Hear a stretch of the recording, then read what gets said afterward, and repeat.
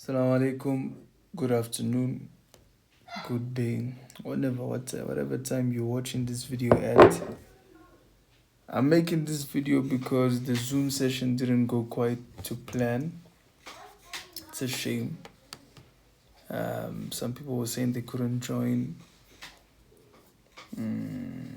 Yeah, I don't know what happened over there. Anyway, we can only control this. I'm going to record the video, you watch it. I would have preferred for it to be live so that you could ask your questions live and doing things in real time. So maybe you could tell me to slow down at certain junctions and to maybe speed up, or you already know this. So I'm just going to try to be as comprehensive as I can be doing this topic. So we started our chemistry final prep. I'm going to try to do 2 topics. So it's the latest topic that you've done, which is redox reactions, and the first topic of the year, which has to be Lewis diagrams and polarity and intermolecular forces. So I'm going to try to cover those 2.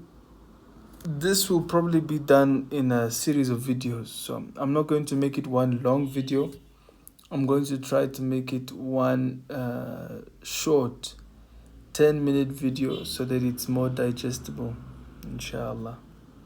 So before we start the topic, look at this nice cover. Ooh, fancy. Redox reactions. Before we start the topic, since you have done the topic before and you're somewhat familiar with it, we go through a checklist to see what do you need to know in order for you to get full marks for redox reaction questions.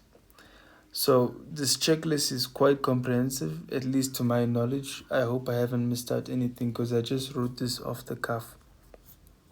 So the first one, can you define a redox reaction? And I say not formally. So are you able to explain a redox reaction? What's the main idea of a redox reaction and how it operates? Can you do that? If you can't do that, that means that you lack anything. You don't even have the foundation to be able to solve any question at all.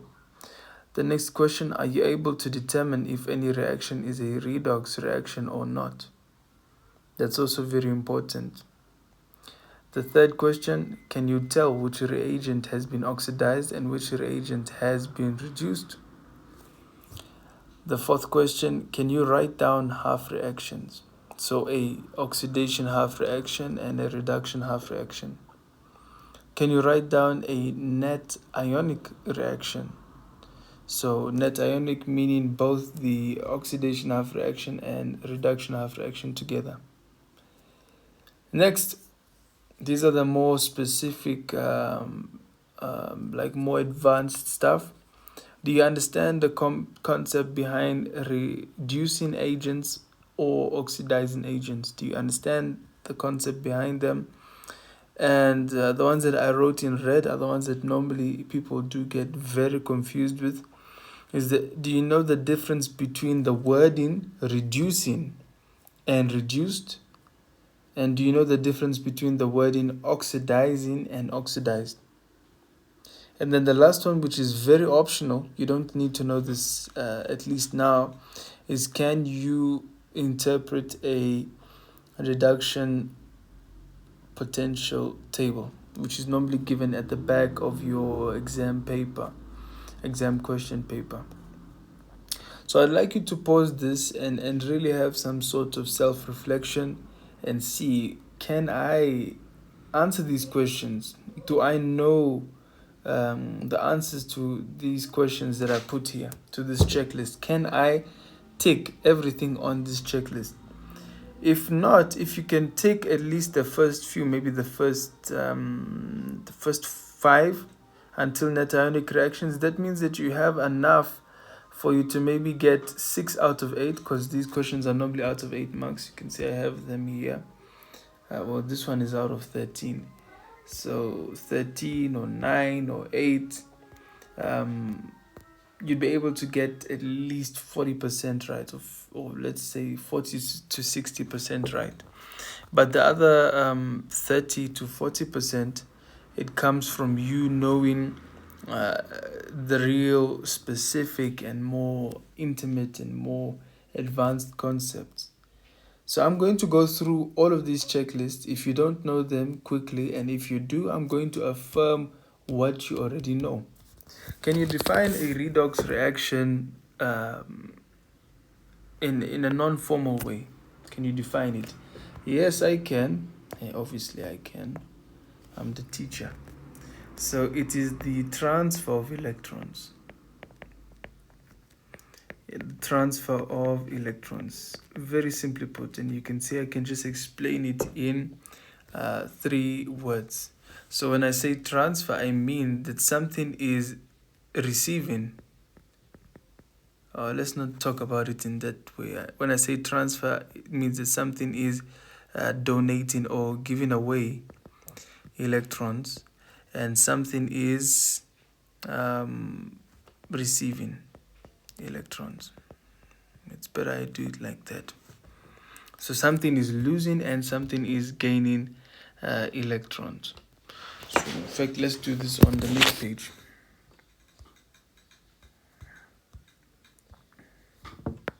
So we're gonna say for the first checklist that our redox reactions being defined are reduction and oxidation, quite simply put.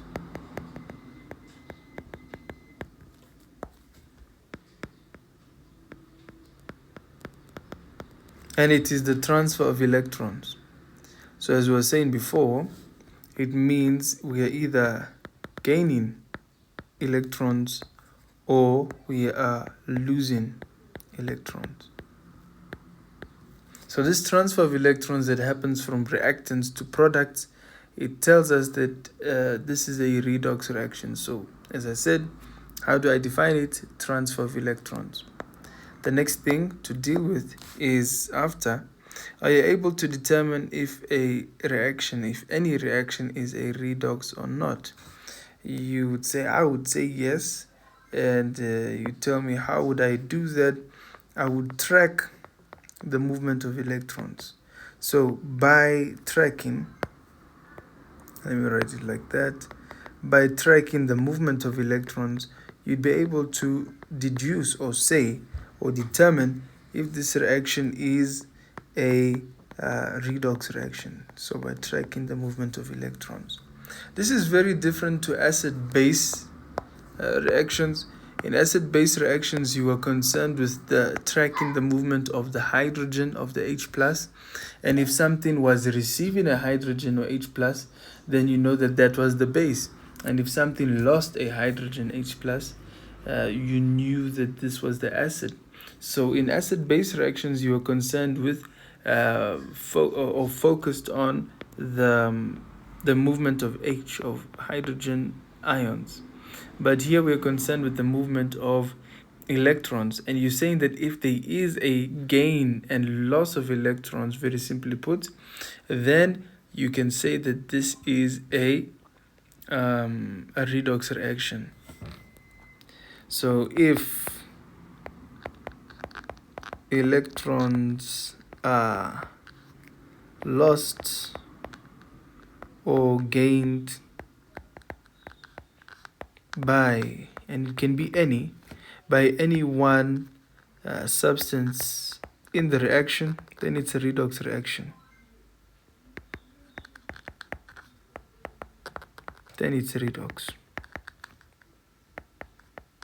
I'm going to give an example of this. We can think of another acid-base reaction that we know, a very rare acid-base reaction. Let's give an example for this, which is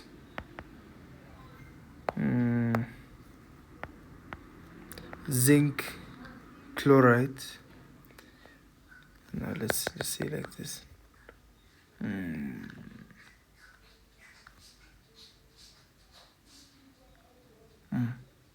Hydrogen chloride plus zinc, and that would give us zinc chloride plus H2.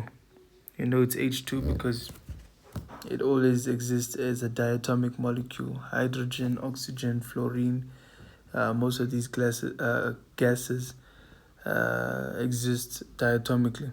So we get this reaction here. This is one that you know, metal plus acid. I hope you know it. I hope I'm not assuming here. So acid plus metal, we get these reactants over here. I want to use this to show you how I can tell that this is a redox reaction. So I'm going to track the electrons, as I was saying here, by tracking the movement of electrons. I'm going to ionize everything or look at its individual ions. I know that H, since it's in the first group, will have a 1 plus. Cl, since it's in the seventh group, will have a 1 minus. I know that Zn in its elemental form is going to be 0. So you learnt about these stuff as far back as grade 10, talking about the different charges that things display in a compound and outside of a compound. The same thing is true here. When I look at this, I know that this 2 down here came from an ion up here. I hope you remember that. The 2, that's a subscript for Cl, came from the 2 plus that used to be up here. So it donated 2, or it gave away, or it lost 2 to chlorine. So Zn2 plus. And our chlorine is Cl1 minus. Or minus 1 as I've written it. And now H2, since it's diatomic, we know that diatomic molecules are also neutral. So it would be H0. It would be a neutrally charged thing. Am I able to see that electrons have changed, that there has been a loss or a gain of electrons? Well, yes, I can see this. It's quite evident that Zn or zinc used to be neutral. Zinc used to be neutral, and now it is charged. That's the simple thing. That's the telltale sign. It used to be neutral, and now it's charged. And to get from 0, from neutral to a positive charge, it means that it lost electrons. So it lost electrons. And this would then tie in with what we did before. Because it lost electrons, it has been oxidized, or it underwent oxidation. So we can now say that Zn has undergone, if that's even a word, I hope that's a word, has undergone oxidation. So I made that rhyme, undergone oxidation. So we can see that Zn has undergone oxidation. It's quite easy to see. I hope this makes sense. So now we are able to see from looking at a reaction, we can tell that this reaction is a redox reaction simply by dividing each species in the reaction into its individual ions. And then if we see that there's a change in the ions in the reactant side and in the product side, then we can say, look, I know that this is a redox reaction, because it's been reduction or oxidation or both that is happening at the same time.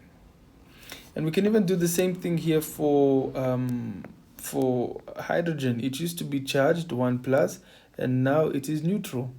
So from it having a positive charge, it used to be plus 1, and now it has 0. It means that now we added a negative charge. So we added a electron. So we can say that now H plus, to go from here to here, H plus has gained an electron to go from plus to 0. It gained an electron. And so if it gained an electron, you know what that means. It means that it has undergone reduction. I hope this is all making sense to you so far. We're just going over the basic stuff in the checklist. The next video, we're probably going to be solving questions now. So now the third thing in the checklist is, can you tell which reagent has been oxidized and which reagent has been reduced? And I said yes. I mean, we can see yes. So I'm going to simplify it and make it sound a lot easier for this checklist. I'll say yes, I can do that. Of course I can. Wait, what's going on here now? What's that? What are you doing, man? So the first one I could do it, the second one I could do it, and the third one I can do it. And I'm going to say the reason why I can tell which reagent has been oxidized and which has been reduced. When I say oxidized, and it's going to tie into what I say at the end, oxidized, I mean that it went under it went under reduction. So oxidized went under reduction, reduced went under oxidized went under oxidation, reduced went under reduction. I don't know what the hell I was saying there. So yes, oxidized went under oxidation, reduced went under reduction. So the way that I can tell this is by saying this: if something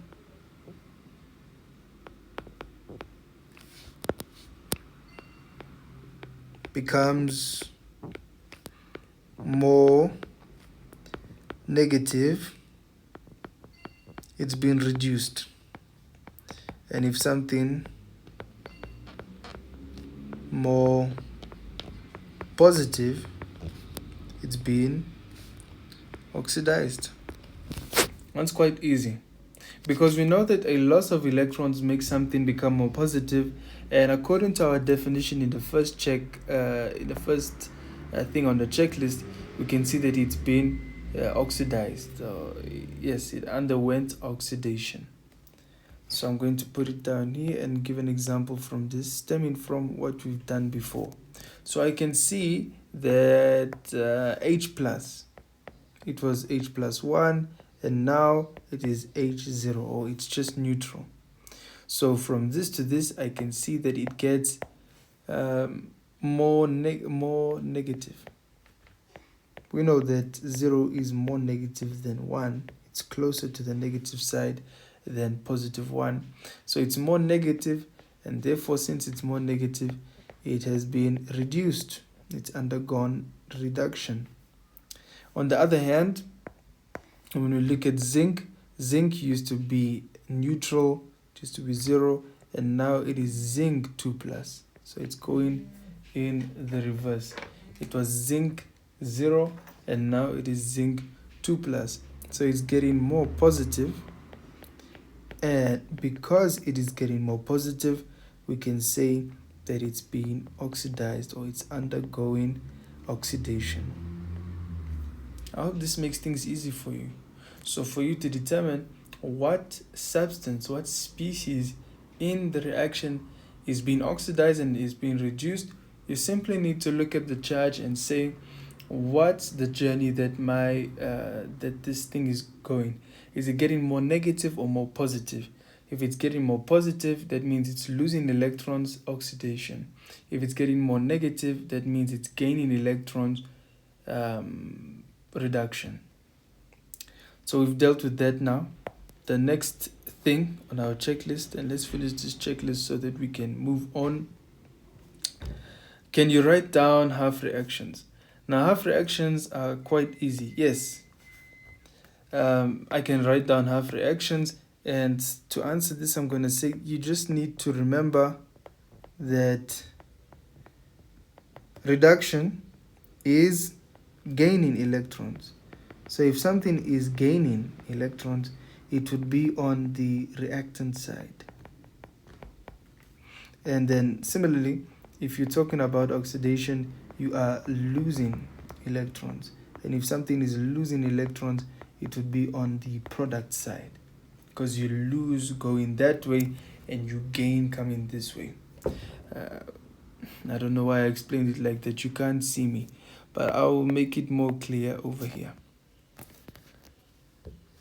So let's carry on with our recurring example for HCl and zinc.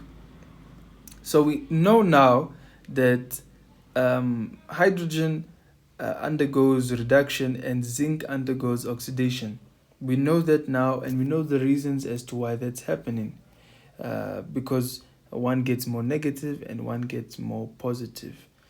But now they ask us to write out the half reactions.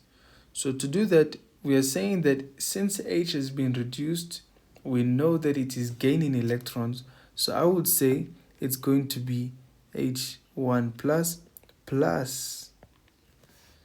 I'm writing with a really big pen, H1 plus 1 electron, and that is going to give us H, or H2, because you should write it like this. That's what makes it neutral. So you notice that I'm writing the electron, the 1 electron, in the reactant side because it is gaining. It has to gain on the reactant side so that it becomes this, right?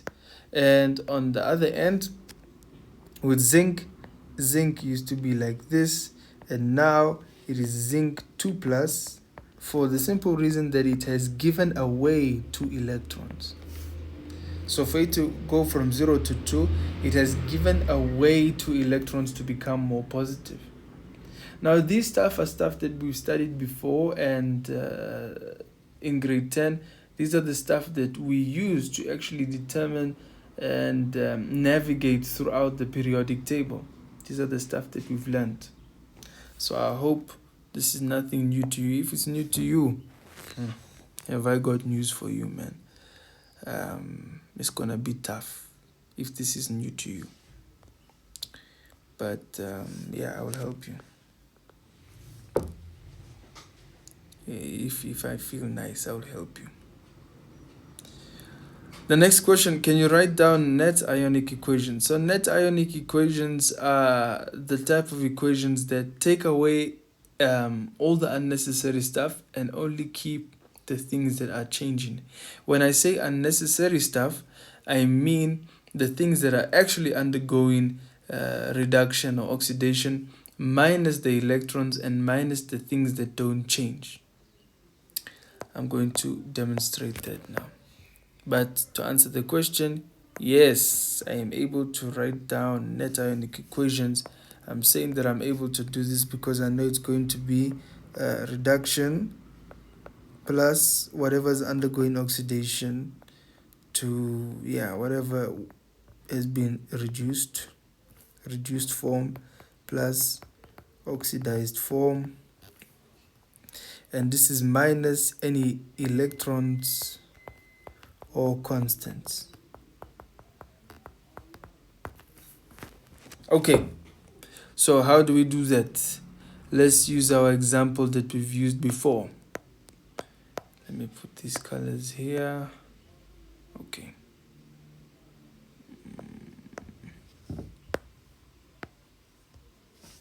So what we first saw, what happened, we have H1 plus Cl minus 1 minus plus Zn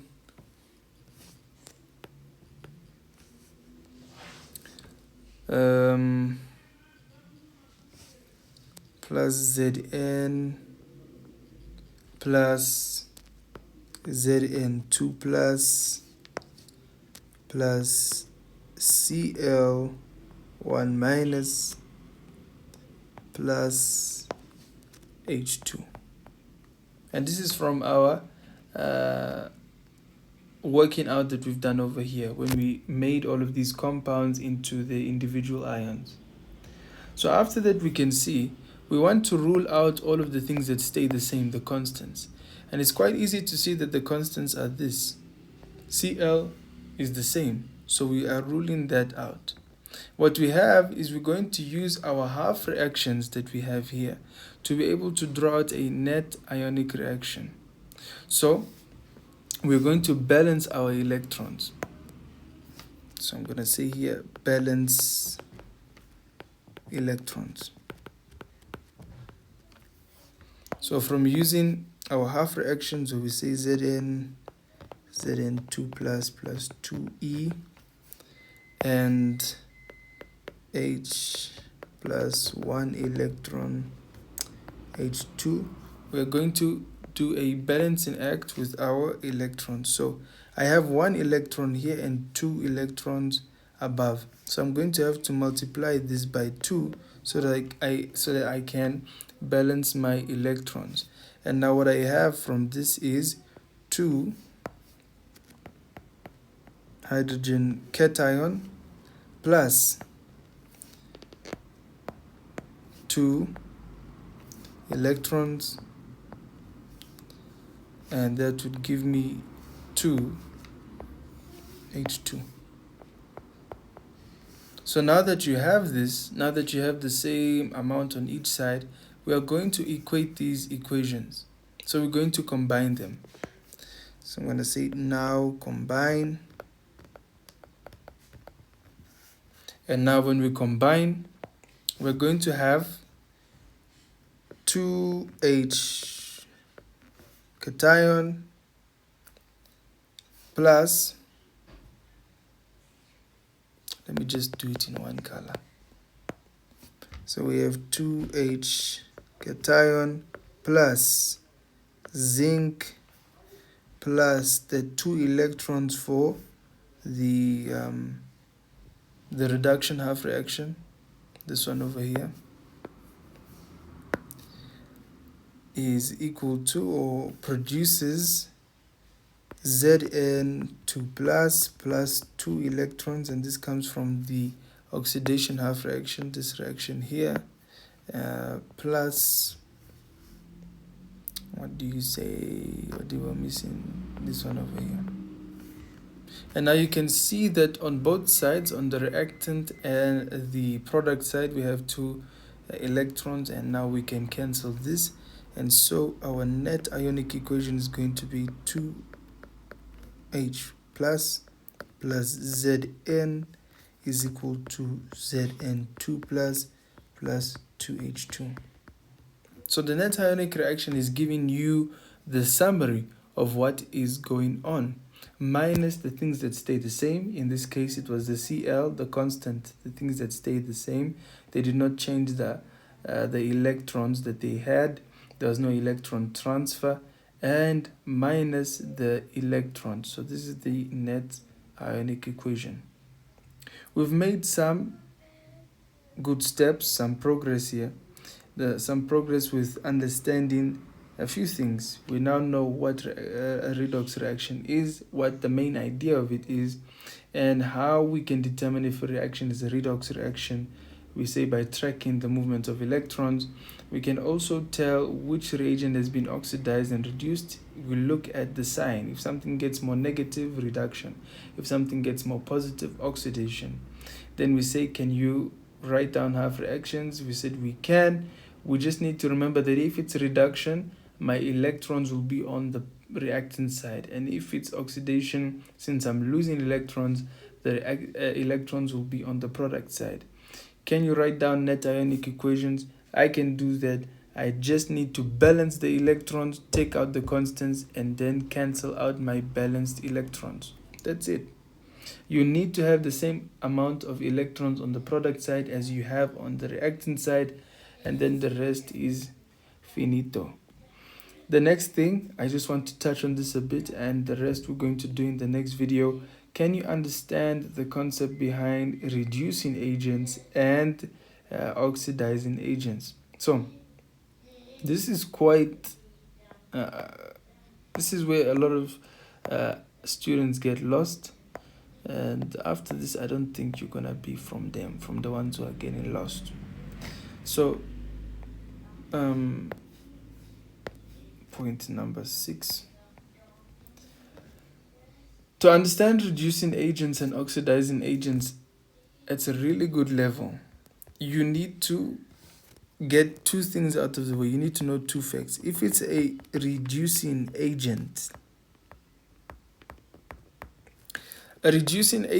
is something that reduces another thing. So it reduces something. It reduces something, but it is oxidized. And the opposite is true for a oxidizing agent. And you'll be able to figure that out by just picking the negative of what I just said here. So oxidizing agent would be something that oxidizes something else, but it is reduced. So I'll give an example of this from our example. When we look at point 3, we were trying to find out how do we find out what has been reduced and what has been oxidized. We know that H plus has been reduced. It underwent reduction. So if it underwent reduction, then it's a oxidizing agent. As per our definition, it's an oxidizing agent. Why?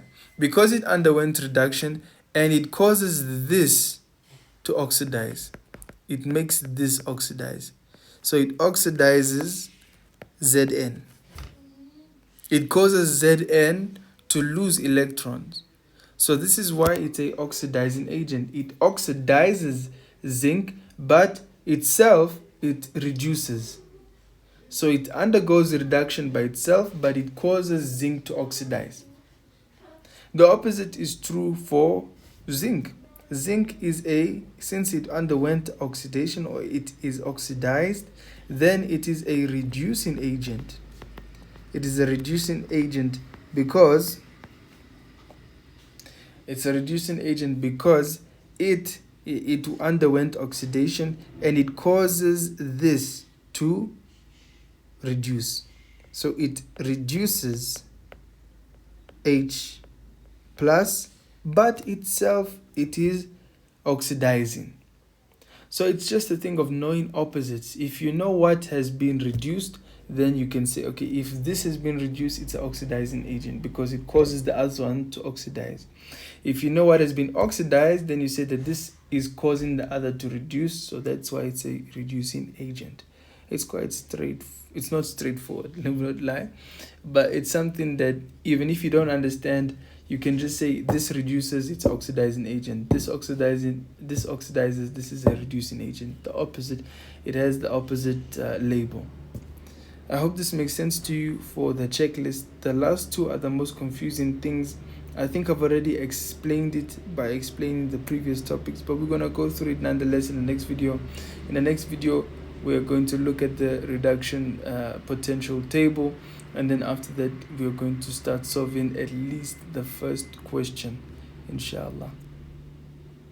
Okay, tot ziens. Bye-bye. Arrivederci. إلى اللقاء. Bye.